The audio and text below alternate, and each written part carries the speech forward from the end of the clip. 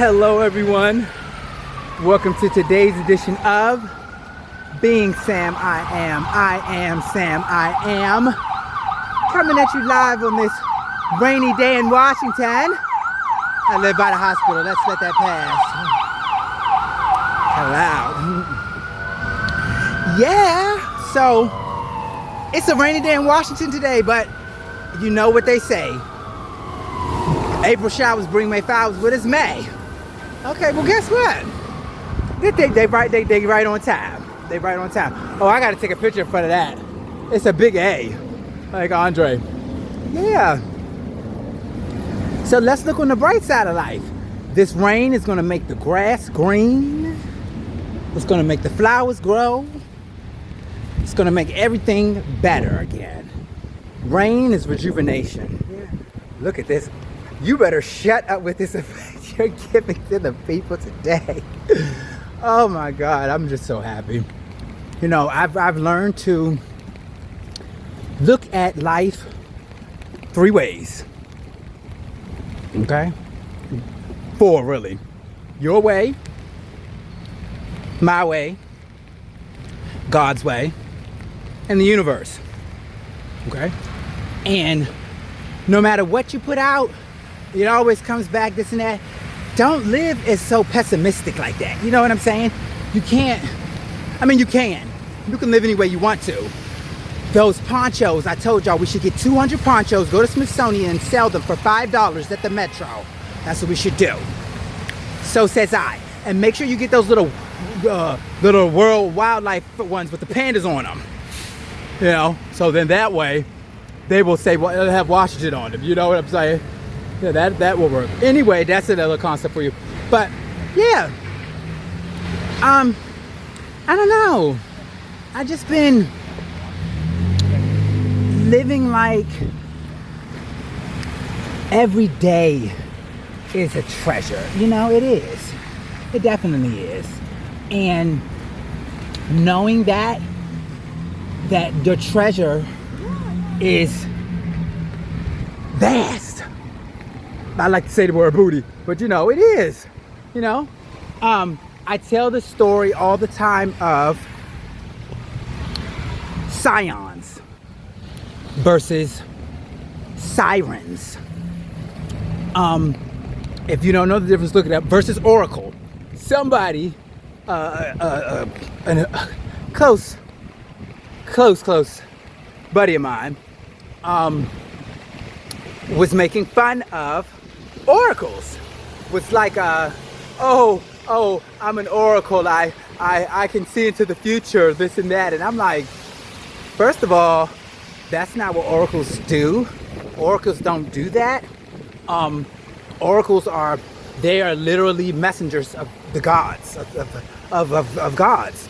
Like God, they talk to like a medium would be.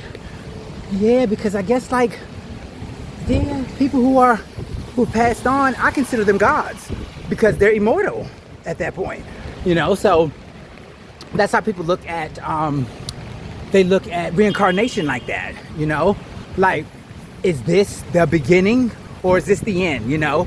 Because as soon as we're born, we start to die. So we're dying to live, but we're living to die, you know. And this has been an issue for me, that a lot of people that don't have anything to hold on to will definitely hold on to the fact that they think that they can control life because there's not much else that is in their control. So they say, well, you know what? If I don't have anything else, at least I know that I can take his life. Take my life and do what with it? You can't do anything that I ain't gonna do with it. You crazy? You think I'm gonna let you take my life and what? It's over? No, hell no, bitch. Well, I'm not doing that shit. That's crazy. No, that's crazy. But we're not doing that anymore. We're not doing that anymore. What we're not going to do anymore is we're not going to give energy to negative things. We're just not going to do that. What we're going to do is we're going to preach positivity. And we're going to speak positive. All things, no matter what it is. I'm just wanting to find the positive in things. You know, it's raining, I get to bring out my coat. You know, it's just nice. It is what it is. And I never understood that until I moved to Atlanta. And to live down there, it was very slow. It was very slow. My mom warned me that it was the South. It's not going to be much different. It's the South. It didn't really too much change, you know, from slavery days. And that's true, but that's our society. We are all slaves to the rhythm. We're slaves to the rhythm of money. We're slaves to the rhythm of sex.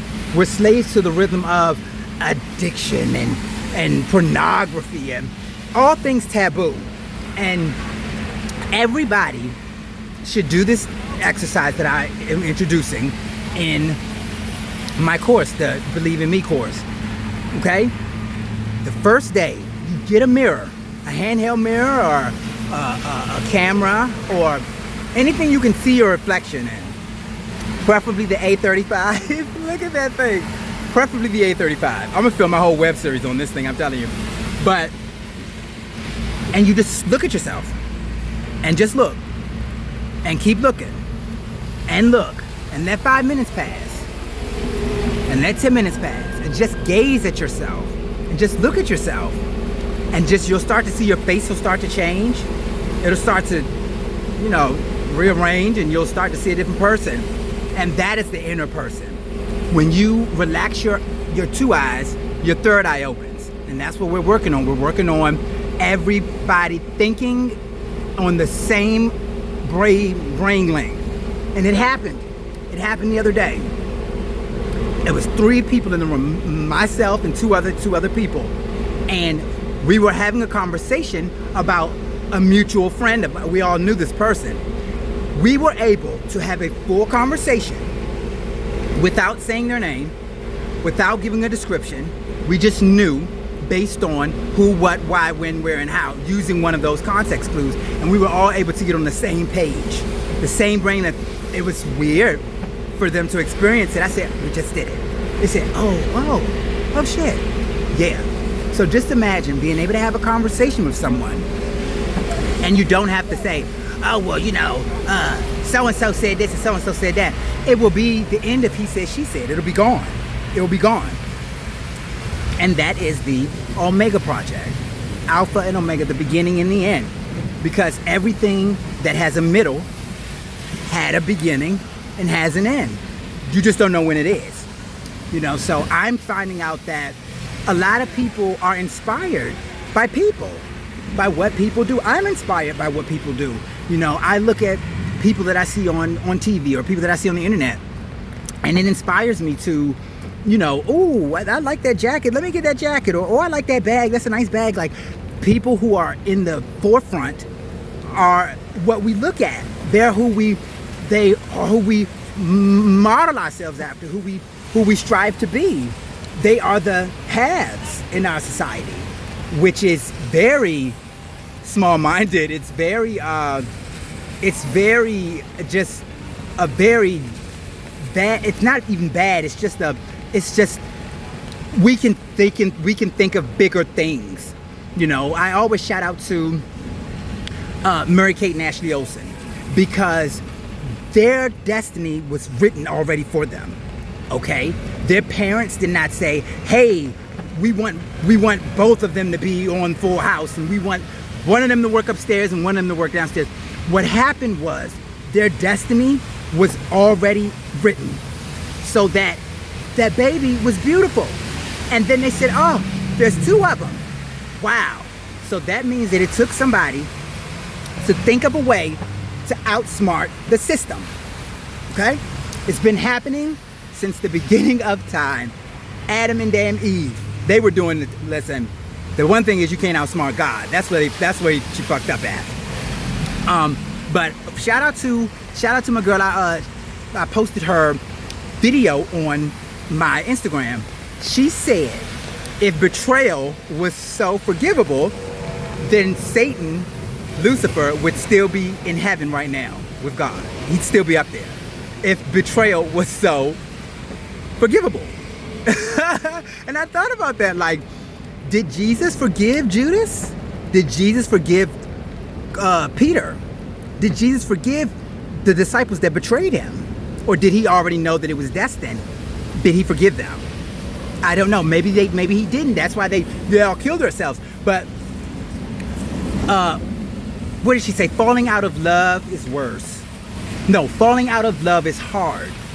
Falling for betrayal is worse.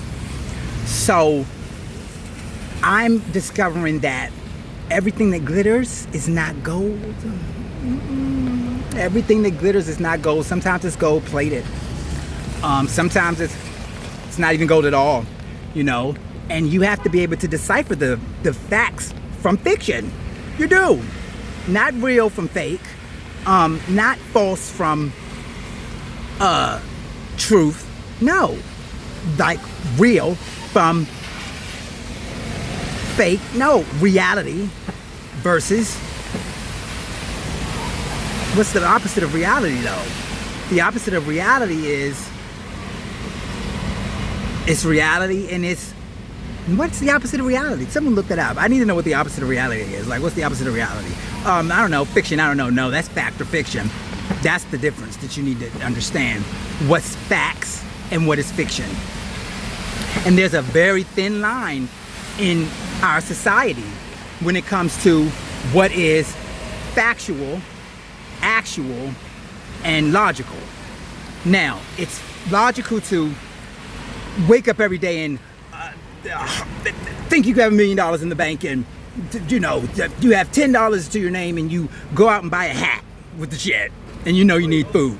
That's to some people that's not logical thinking. It's not. But what if that same hat that you buy with your last $10, you put it on and you walk out the store and you end up getting noticed by somebody who's, you know, you never know. Oh, I like that. Oh, look at you. I never would have noticed you if you didn't have that hat on. And that $10 can actually propel a whole career. But back to the Olsen twins. So their destiny was already written for them. But it was about being in the right place at the right time. That had nothing to do with them. What if their mom and dad didn't think they were so damn cute? What if their mom and dad, and I heard that only one of them auditioned for the part. They didn't put both of them up for the part. They only had one of them go up. And I think it was the youngest one. The other one was fussy or some shit. And it might not be true, it might be, but it is. So what ended up happening was they figured out a way to make these babies work on the set for the 8 hours that they needed them on. They were able to beat the child labor laws in California. Mary-Kate and Ashley Olsen. One of them had to work upstairs and the other one had to work downstairs. So they were able to work 8, 9, 10, 11, 12 hours a day, you know, splitting the two of them up like that, which made them a whole entity, a conglomerate. It made them who they are today. I say all that to say, whatever they want to do, they do it. And it becomes what America wants. Whatever, I'm wearing it now today. It's actually underneath of my jacket.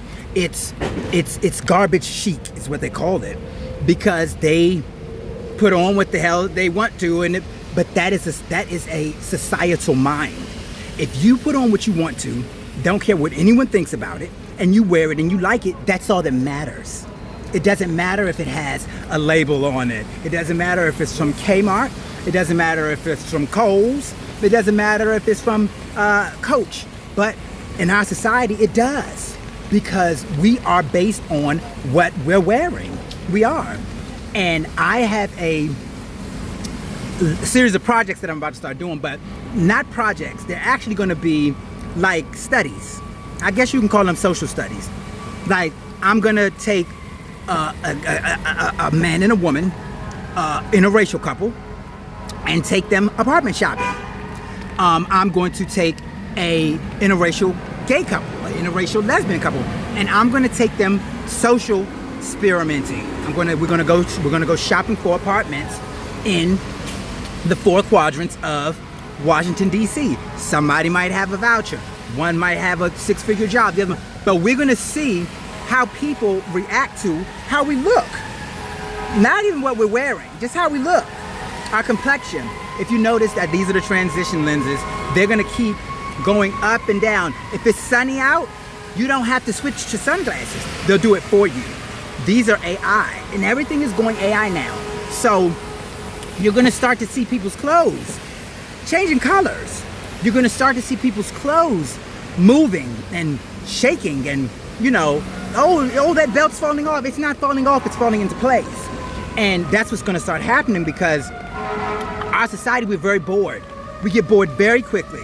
We get bored very quickly, very fast. And we have short attention spans. And especially with these cell phones, at the flip of a finger, our attention spans are even shorter. So time is not on our side anymore. It just isn't. Once you get older, you realize that you have more time behind you than you do in front of you. And if you focus on that, then you're not gonna have that fruitful of a life. We were talking about retiring. People who work for 40 years, 50 years, going to a job that they hate, and retiring, being able to do whatever they want, don't have to worry about money for the most part, and that leaves you with 10 years, golden years they call them. So you got maybe 5-10 years to just live your life, cram it all into those 5 or 10 years before, you know, the inevitable. You start to decline, and you know, what's going to happen to us all, the upper room. So there's that. Don't focus on that, because it's not a mechanism that can be controlled. And when people utilize death as a way to control, as a means to instill something in people, fear, you know, we say that fear is, I say false evidence appearing real. Some people say fuck everything and run, and some people say what is the other one?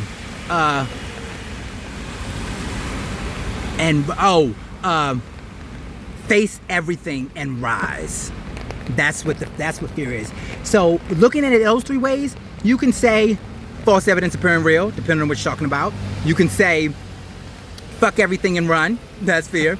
Or you can say face everything and rise. And that's what I want. I want everybody to just face everything and rise. And I'm speaking on behalf of myself. Whatever is done is done. And there's no going back in the past. You cannot go back in the past. And if you do, tell me how you do it. I want to get in your DeLorean so I can go back in the past and, you know, maybe pick up a few almanacs or some shit. You know, like in Back to the Future Part 2 or something. But you can. So you have to just move forward. And every day is not going to be, you know, rainbows and glitter. Every day is not going to be sunshine and lollipops. It's not. Some days it's going to be rainy like it is here. But you got to have an umbrella. And if you have an umbrella, it's not about having an umbrella, because anyone can have an umbrella. What kind of umbrella?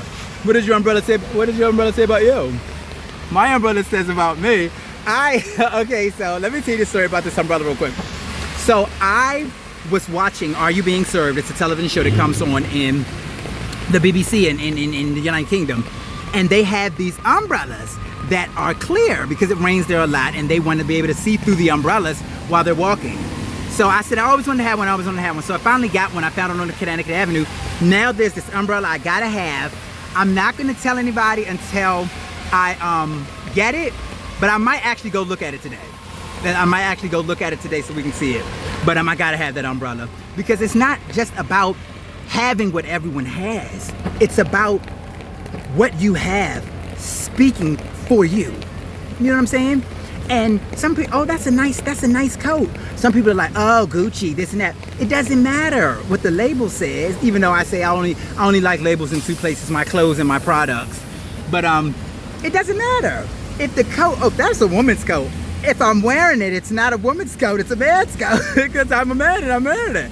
So you got to start thinking outside of the box, you know. I was having a conversation yesterday, and we looked at Erykah Badu's On and On. And she goes, I was born underwater with $3.06. Yeah, you might laugh, cause you did not do your math. Now, I'm thinking she had $3.06. She had $3.60. So I go, well, it's $3.60. It's a cipher. My cipher keys ruling like a rolling stone. On and on. I'm thinking $3.06 is 360 degrees circle. Someone else said, no, she had $3 and 6 dimes, bags of weed. And I'm like, okay, yeah, you might laugh because you did not do your math. Like 1, 2, 3, I don't know. But it's a different way to look at it. So I'm just now starting to look at perspectives differently, you know, just look at perspective. So what I'm about to do now is I'm about to go in here. I don't know if everyone knows it or not, but God has been blessing me right in the nick of time. I'm telling you, I'm like, Lord, I'm just about to give up. And right then it happens. And it's a miracle, and miracles keep on happening, and miracles are going to keep happening if you believe. Believe in something. I met an atheist yesterday, and I just say, I don't really get into those conversations, but I say as long as you believe in something, even if you don't believe in anything. But you know, I don't preach stuff down people's necks, but I'm going to challenge myself because we all know I've been looking for work. I have. It's just not coming right now, and God must not want me to have it right now. I'm doing everything I'm supposed to do, but I'm being patient, and I'm going to wait because rushing into things is how I was messed up in addiction, all fucked up, you know, unmanaged and shit. You know, you get some kind of manageability and you can figure some things out. But when you're unmanaged, it's like, the fuck? Well, I didn't. No, it was no way not coming out of that shit. Hell no, God help. No way. So I never have been the type of person that was fake or phony. And that's probably why a lot of people don't like me, because I used to just say what the fuck was on my mind, and I would say what I'm feeling, and I would just say it. And you can't be like that without a filter, you know? So knowing that what I know, I try to filter myself more about what I'm going to say, what I'm going to do, what I'm going to wear, you know, because a lot of people are counting on you to win. A lot of people are counting on you to fail too. But don't count them. Count you. And count it all joy, because joy comes in the morning. Weeping must endure for a night. Even though the Bible says weeping may endure. No, it must endure for a night, because if it doesn't endure for a night, then the joy doesn't come in the morning, you see? So let's go in here and see if we can get some deodorant, okay, with $3 and 6 dimes. That's the challenge, okay? We've got $3.60, and we're gonna go in here. Shout out to Erica Baidu, and we're gonna go in here and see if we can get deodorant with $3 and 6 dimes. Now, I will tell you this: I had a coupon today for Uber Eats, and I was able to get $27 worth of food from Negril, the Jamaican place, Jamaican eatery. I'm sorry, for $3.14. That's $3.14. That is. Isn't that pie? $3.14? Yeah, pie. So you would not even believe that God would not even let that happen, because I have a refrigerator full of food. Full of food. God is so great. And he was like, you go ahead and spend that $3.14 on that food. You ain't gonna be able to get that deodorant that you need. Didn't even think about it. And this budgeting is hard. And I've been in the streets, like, I was, you know, moving and shaking. I was, you know, doing what I needed to do. So I didn't worry about that kind of shit. But now you got to worry about that kind of shit. Because I'm wondering, what if the money don't come in? Yeah, I bet you got to go get it. So let's go in here and let's see what we can't do. Let's see what we can and cannot do, okay? I'm not going to take y'all in the store because it's against, like, you know, all that shit. But let's see what we can do, okay? And that's about 30 minutes. All right. And I'm going to come back out. I love you even if you don't love me. But God loves you unconditionally. Be great on purpose with purpose. See y'all soon. Ooh, this camera brings out everything. I'm sorry. All right, see y'all soon.